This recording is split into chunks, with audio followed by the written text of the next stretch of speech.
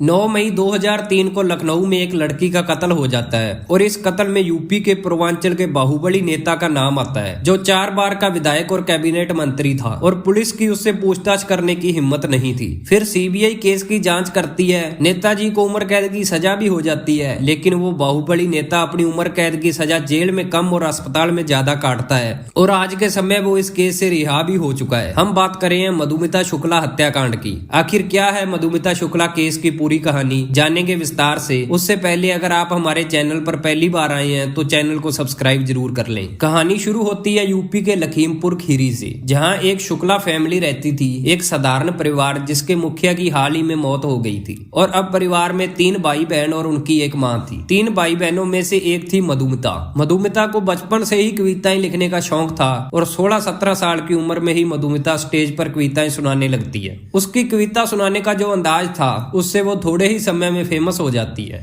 और अब मधुमिता बड़े बड़े कवि सम्मेलनों में जाने लगती है। लखनऊ के एक कवि सम्मेलन में मधुमिता की मुलाकात पूर्वांचल के बाहुबली नेता अमरमणि त्रिपाठी के साथ होती है। अमरमणि 4 बार का विधायक और कैबिनेट मंत्री था। अमरमणि के साथ मधुमिता की दोस्ती होती है और अमरमणि मधुमिता को अपनी पत्नी मधुमणि और माँ से भी मिलवाता है। अब मधुमिता का अमरमणि के घर काफी आना जाना हो गया था और उधर मधुमिता कवि सम्मेलनों में भी काफी लोकप्रिय हो गई थी। फिर अचानक 9 मई 2003 को लखनऊ की पेपर मिल कॉलोनी के 2 कमरों के फ्लैट में मधुमिता की गोली मारकर हत्या कर दी जाती है। घर का नौकर पुलिस को खबर देता है। पुलिस घटनास्थल पर पहुंचती है और नौकर देशराज बताता है कि मोटरसाइकिल पर 2 आदमी प्रकाश पांडे और संतोष राय आए थे। वो मधुमिता से मिले। मधुमिता ने उसे चाय बनाने को कहा। जब वो किचन में चाय बनाने गया तो उसे गोली की आवाज सुनाई दी। जब आकर देखा तो मधुमिता मरी पड़ी थी।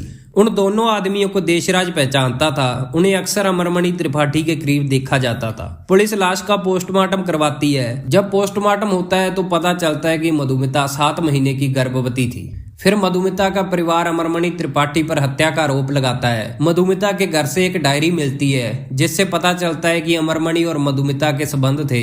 अमरमणि उसे महंगे गिफ्ट देता था, एक साथ फॉरेन टूर पर भी जाते थे और पेपर मिल वाला फ्लैट भी मधुमिता को अमरमणि ने ही खरीद कर दिया था। उस डायरी से ये भी पता चलता है कि इससे पहले भी मधुमिता 2 बार गर्भवती हुई थी और उसने अबॉर्शन करवा दिया था, लेकिन इस बार उसने अबॉर्शन करवाने से मना कर दिया और अमरमणि की पत्नी मधुमणि को भी उनके संबंधों का पता लग चुका था, लेकिन अमरमणि इन सभी दावों से इनकार कर रहा था। फिर लोगों के दबाव पर मायावती सरकार के सीबीआई को सौंप देती है। सीबीआई भ्रूण का डीएनए टेस्ट करवाती है तो पता चलता है कि ये बच्चा अमरमणि त्रिपाठी का ही था। फिर सीबीआई अमरमणि और मधुमणि को गिरफ्तार कर लेती है। उसके बाद इनके एक रिश्तेदार रोहित चतुर्वेदी को गिरफ्तार करती है क्योंकि वो भी इस साजिश का हिस्सा था। और अंत में उन 2 शूटर्स प्रकाश पांडे और संतोष राय को गिरफ्तार किया जाता है। मधुमिता का परिवार सुप्रीम कोर्ट से मामले की सुनवाई यूपी से बाहर करवाने को कहता है। परिवार का कहना था कि अमरमणि यहाँ का रसूखदार नेता है और यूपी में केस की जांच सही नहीं होगी। फिर सुप्रीम कोर्ट मामला उत्तराखंड ट्रांसफर कर देती है और इन 5 को भी उत्तराखंड जेल ले जाया जाता है। उत्तराखंड की सेशन कोर्ट अमरमणि त्रिपाठी, उसकी पत्नी मधुमणि त्रिपाठी, रिश्तेदार चतुर्वेदी और संतोष राय को उम्र कैद की सजा सुनाती है और प्रकाश पांडे को सबूतों के अभाव में छोड़ देती है। फिर मामला नैनीताल हाईकोर्ट में जाता है। हाई कोर्ट चारों की सजा को बरकरार रखता है और साथ में प्रकाश पांडे को भी बराबर का हिस्सेदार मानता है और उसे भी सजा सुनाई जाती है।